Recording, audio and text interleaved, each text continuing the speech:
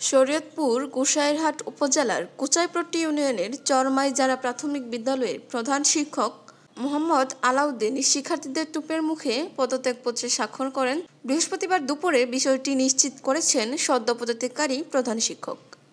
অপরদিকে দুর্নীতি ও অনিয়মের অভিযোগে শিক্ষার্থীদের দিনব্যাপী আন্দোলনের মুখে অবশেষে বৃহস্পতিবার দুপুরে প্রধান শিক্ষক পদত্যাগ করতে বাধ্য হন বলে জানিয়েছেন শিক্ষার্থীরা।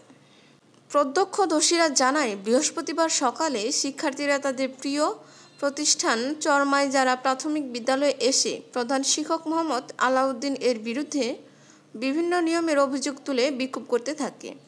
এ সময় তাদের সঙ্গে সংহতি জানান প্রতিষ্ঠানের সাবেক শিক্ষার্থী ও সুশীল সমাজ। এক পর্যায়ে ইদিলপুর সরকারি পাইলট উচ্চ বিদ্যালয়ের প্রধান শিক্ষক এসে পরিস্থিতি শান্ত করে।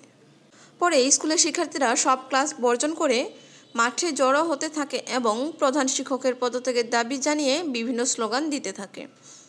এক পর্যায়ে মোহাম্মদ আলাউদ্দিন ব্যক্তিগত সমস্যা দেখিয়ে পদত্যাগ করতে বাধ্য হন।